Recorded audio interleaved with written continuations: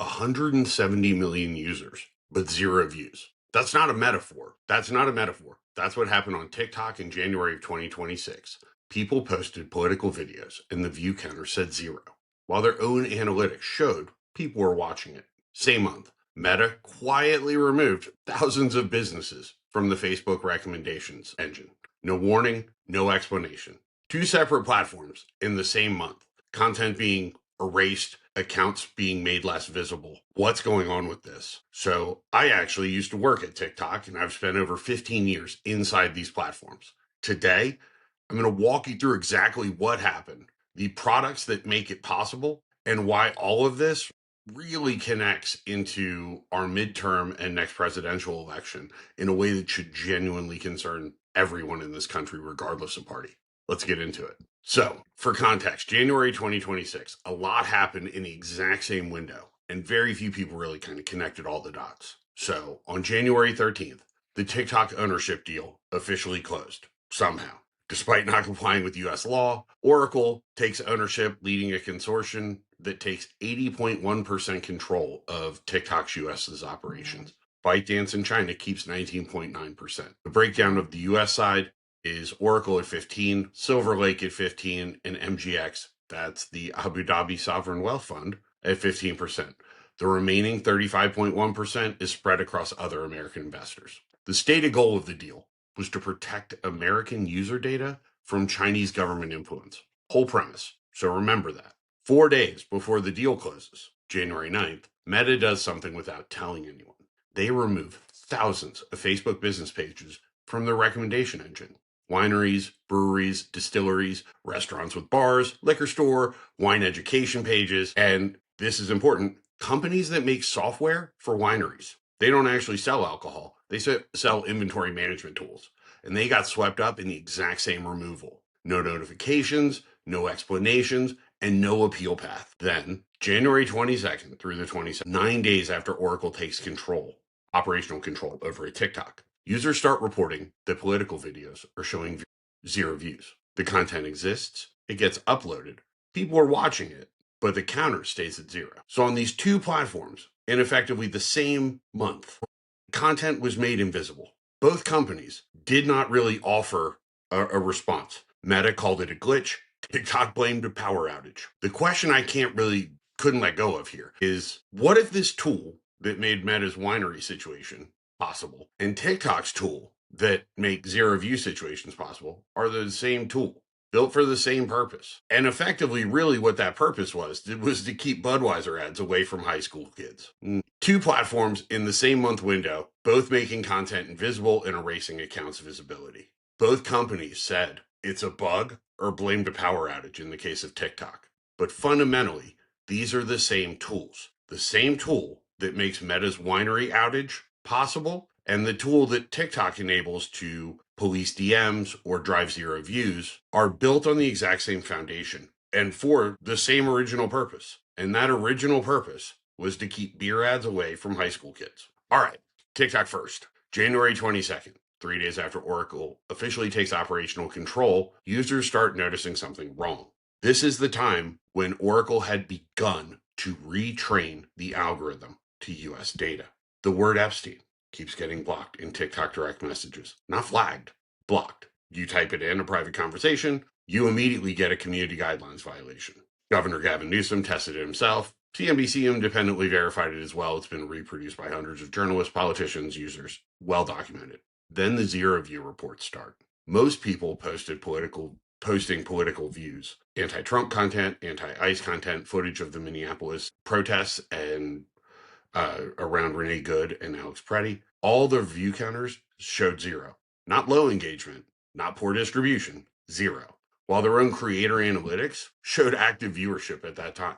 California State Senator Scott Wiener ran a controlled test. He posted the exact same video with the word ICE in a caption, 0 views, deleted it, and re-uploaded it with the same audio, same footage, same everything, but replaced the word ICE with an ice cube emoji. Immediately went up to 300 views. Same video, same account. The only variable being the invisible and visible was whether or not you typed 3 letters or used an emoji.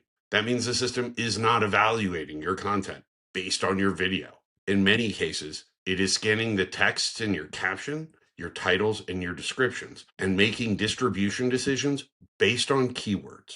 The reaction was measurable. TikTok app installs spiked 130% between January 22nd and January 26th compared to their prior 30-day. And that's from Sensor Tower data, not TikTok's. Governor Newsom announced that he was running a DOJ investigation on January 26th. TikTok's still officially blaming a power outage at a U.S. data center. I've worked in technology for a long time. I also worked at TikTok. I know what data center issues look like. And when a data center goes down or loses power, everything goes down, right? Cat videos get 0 views. That cooking content would get 0 views. The data center outage wouldn't selectively pick out political content while leaving everything else largely untouched. That explanation doesn't hold water at all. In reality, what occurred was the retraining of the algorithm and new content guideline rules designed by the US entity are put in place. That is what is triggering these. Now, on to Meta. January 9th, Meta removes thousands of Facebook business pages from its recommendation system. One support agent described it as affecting millions of pages. The categories hit were broad. Wineries, breweries, distilleries. There's an alcohol theme, but it kept expanding. Wine education programs got tagged, restaurants that serve wine software companies. And then it went further. Gaming businesses, hunting and fishing pages, vaping, cannabis, military collectible shops. Martial arts studios got hit with this as well. Photography studios, DJ services, coffee and tea company. Coffee got removed from Facebook recommendations in January 2026. It is crazy. All of these businesses got the exact same notification. Your page has violated our community standards. When they check their page status tool, which is Meta's own reporting mechanism to show violations, it didn't show any. The notification says you broke the rule, but the dashboard says you didn't. There's no one to contact. There is no appeal process. You just have to sit in that contradiction. One business owner managed to reach a Meta verified support agent. They were told this was a bug affecting millions of pages. Meta still not publicly acknowledged what happened. No blog posts, no press releases. An informal industry survey found that like about 80% of wineries were affected. So it looks to be the content metering around their restricted categories, right? This happened the exact same week new U.S. alcohol consumption guidelines were released. And 4 days before Dina Powell McCormick was named Meta's new president. Not asserting that those are connected, but I'm pointing out that no one has explained why they're not. So 2 platforms, same month, content being made invisible, 0 transparency to the public, 0 recourse. And both explanations require you to just trust them, which raises serious questions. How do they actually do that? And the answer is what makes this story super serious. Shadow banning. Platforms have spent years insisting that it doesn't exist. Instagram's Adam Mosseri said in an interview that shadow banning, quote, doesn't exist in the way users think. And technically, that's accurate. So here's how the mechanisms actually work. I've been inside these systems, and in a lot of ways, the mechanics are far simpler than people expect, which is really what makes it super concerning, right? You post something before any human sees it. An AI classification system scans it. Meta uses models based on their llama architecture. TikTok has their own, YouTube has theirs. This all happens in real time for pretty much every single piece of content posted to the platform. The AI does not make a binary yes or no decision, but it places your content on a spectrum. On one end, clear violation content removed. On the other end, no issues, full distribution. But there's a wide zone in the middle where your content isn't clearly violating anything, but the AI assigns it a low recommendability score. That means it doesn't get shown to anybody who's not a direct follower. Doesn't appear on explore pages, hashtag feeds. It doesn't get recommended. Your followers might see it, maybe, if they come to your page. But everyone else on the platform, the billions of people, your content is functionally invisible. Nobody tells you. There's rarely a notification, no email, no flag. Your post looks completely normal from your side. Now, here's the part that matters most, that I haven't really seen anyone else clearly explain. This technology didn't start as a censorship tool. It started as something completely reasonable. Every major platform has infrastructure specifically designed to restrict certain content categories: alcohol, gambling, tobacco, pharmaceuticals, financial services, dating apps. These are all regulated industries with actual laws governing who can see what content and where. You want to run alcohol ads on Meta? You have age restrictions, local law compliance, And in a lot of cases, you need pre-approval. Gambling, written permission from Meta, licensing proof, mandatory age targeting, pharmaceutical advertising requires certification, risk disclosures, all of this. It's all completely sensible. Those tools should exist. But the technical infrastructure for restricting alcohol recommendations and the technical infrastructure for suppressing political content are effectively the same. It's the same classification, AI classification pipeline, the same recommendability scoring, same distribution throttling, and same no notification going out to the user. It's the same machine. You just change the label on the input. So when Meta removed all those wineries from their recommendations, the system that identified alcohol-related content and reduced its visibility is the exact same system that decides whether your political opinion gets seen by anyone. Think of it as a control panel with a row of switches, right? One says alcohol, one says gambling, one says tobacco. They're all connected to the same suppression engine. Now somebody adds a new switch, labels it ICE, and flips it on. That's effectively kind of where we are now. Meta has confirmed this is how their system works. They call it recommendability. Content that violates or almost violates their guidelines gets reduced distribution to non-followers. It's an official feature of the platform, not a conspiracy. In May 2025, they rolled out new moderation system based on their Llama AI models. The result was mass false positives. Family photos got flagged as child exploitation. Car photos were flagged as inappropriate content. Art flagged all over the place for excessive nudity. The AI was so aggressive, it was flagging everything. The system can't reliably tell the difference between a family photo and a violation. Is the same system making decisions about political speech? And it's not just Meta. TikTok flags content is ineligible for recommendation. And since the For You page drives over 90% of the discoverability on that platform, being excluded from it means you're effectively invisible. Instagram has an account status tool where you can check if you're restricted. Except their own CEO admitted the tool doesn't always show your restrictions. YouTube uses limited features labels and quietly deprioritizes content in search and recommendations. And there was actually a 2025 academic study, Johns, Balio, Booth, and Rizzio, that analyzed meta suppression strategy during COVID. They found that algorithmic suppression falls in between content moderation and recommendation, and that these techniques don't leave a trace. They're not in transparency reports. Different teams handle different types of suppression. Spam teams, misinformation teams, regulatory teams. But they're all using the same tools to do the suppression. The researchers themselves note it's almost impossible to tell which team caused any given suppression. So if academic researchers with data access can't untangle which system suppressed a piece of content and why, what chance does a winery in Napa or a small business owner have? These wineries weren't posting political content.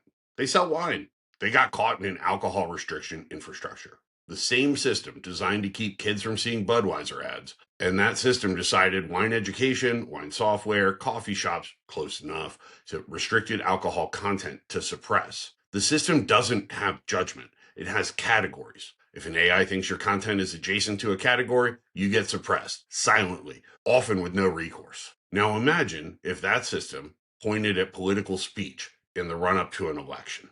And before I get into the election piece, I would like to be clear that you need to understand the scale of the transparency gap. If you look at every major platform's approach to this, and I did, none of them are good. They're all bad, but in different ways. Meta, they have an account status tool. That's more than most platforms offer, but Zuckerberg admits it doesn't always show your restrictions.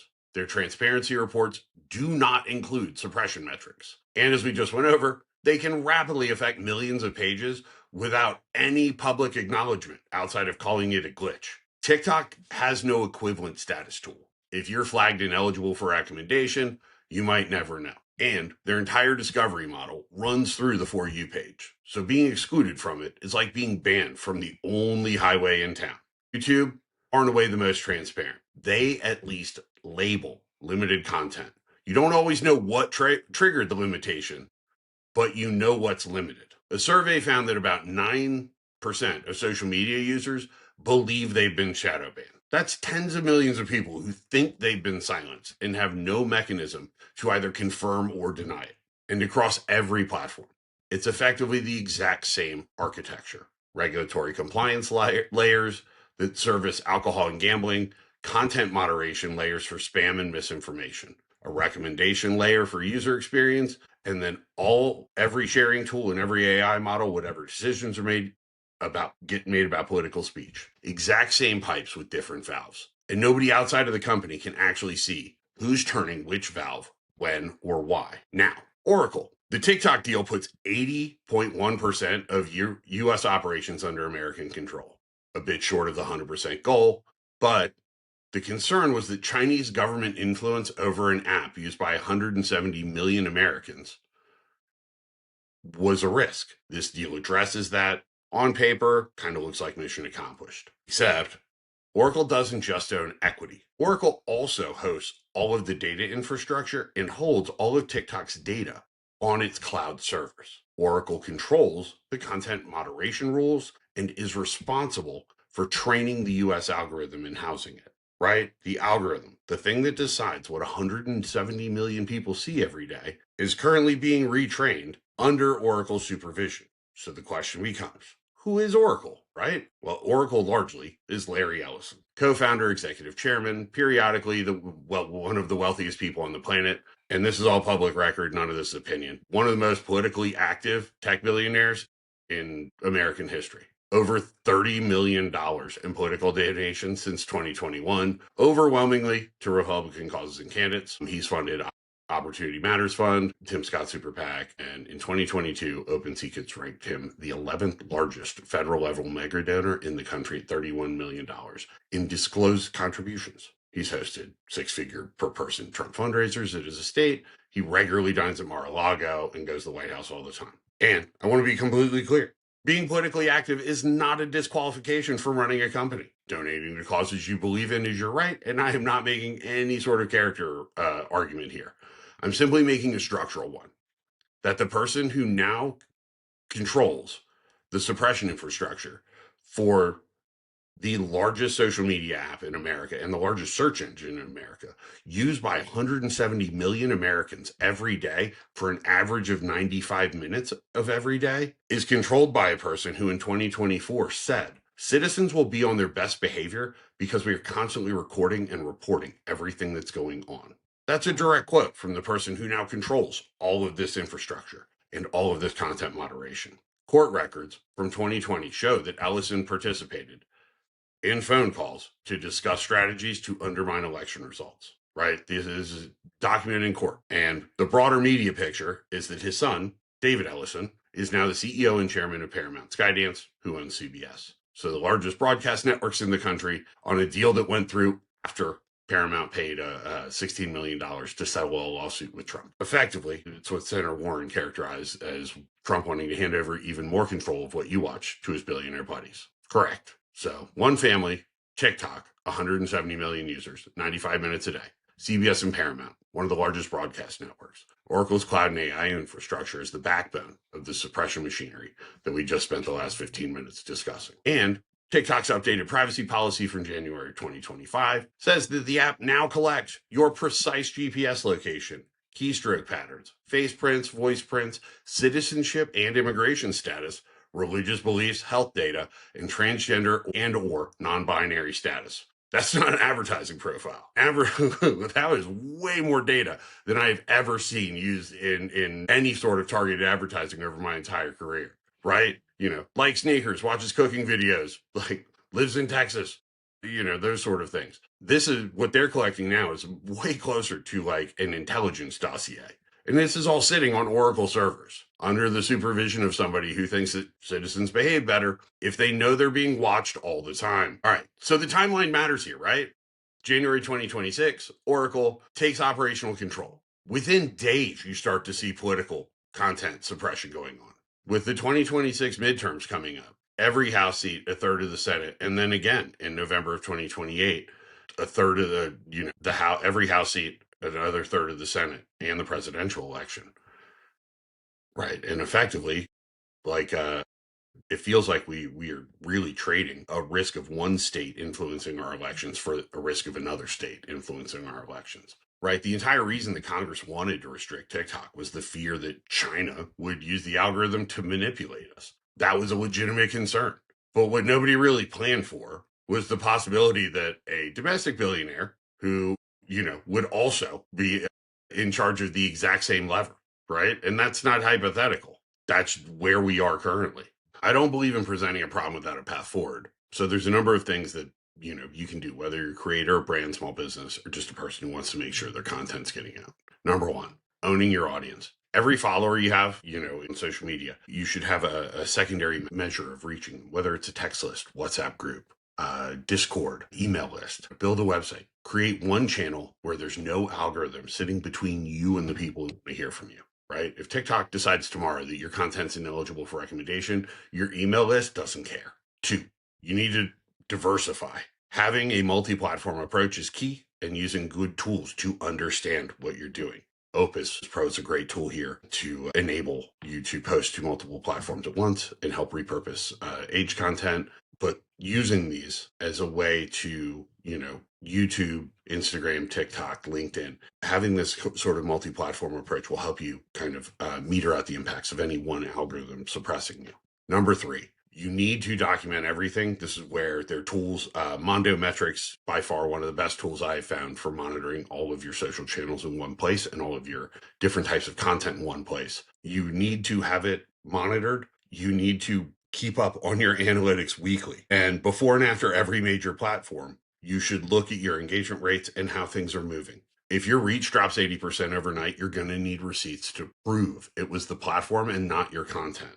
Those winery owners who could show that their page status said 0 violations while the notification said violated community standards, that documentation is what made Facebook reverse course. And it's what made the story undeniable for them. Also, audit your content for restricted category triggers. I work with a number of brands who have seen this happen to them across the board, whether it is alcohol, health, finance, gambling, or any regulated category, fintech especially there. But even tangentially, you need to understand how you're categorized by platform AIs. Coffee company got swept into Meta's winery purge, right? Wine inventory software companies got hit. So you don't necessarily have to be part of a restricted category to get caught. You just need to be close enough to get flagged. Number five, demand transparency. Supporting legislation to require platforms to disclose algorithmic suppression data on a quarterly basis. The DOJ investigation in California that Newsom launched should be looking into this heavily. Look at and support researchers doing the academic work. And when you see it happen, document it, share it, and put it on the record, right? That is the thing. Making sure the only thing that is worse than censorship is invisible censorship that nobody talks about. And I want to be clear, I'm not anti-platform here, right? I built my career inside of these platforms. And social media creates opportunity for more people than any communication technology in history. The opportunity depends on distribution being transparent and at least somewhat fair. Right now, it's not. The people who control it have very specific interests, and those interests are about to collide with a midterm election and then a presidential election. And all the suppression you saw in January was just a dress rehearsal. Shadow banning is real. We watched it happen on 2 platforms in the same month in real time. It affected hundreds of thousands of businesses and millions of users. The tools that were built to suppress alcohol and gambling content for kids, they got expanded greatly during COVID. And now they're being used for, well, that's the problem. Nobody's required to tell us. A billionaire with a documented political allegiance now controls the algorithm that decides what 170 million Americans see every day. His family has influence over both CBS and Paramount, and they're changing rapidly the direction of those. The shadow banning infrastructure just got stress tested 3 days after he took over. And if you're working in the space, you need to understand the visibility for businesses depends on this. Revenue for a lot of companies depends on this. A person trying to share their views who use these apps, your ability to participate in the conversation depends on you understanding this, right? You don't want to build your house on somebody else's land. Don't trust any one platform with your whole audience. And do not assume that your content follows the rules. People will see it. The rules are invisible. The enforcement is invisible. And the people making the decisions have 30 million reasons to care about what you see. If you want help auditing your content for shadow banning risks, or if you need a platform strategy that doesn't depend on a single algorithm, that's what I help people do every day. Links in the description.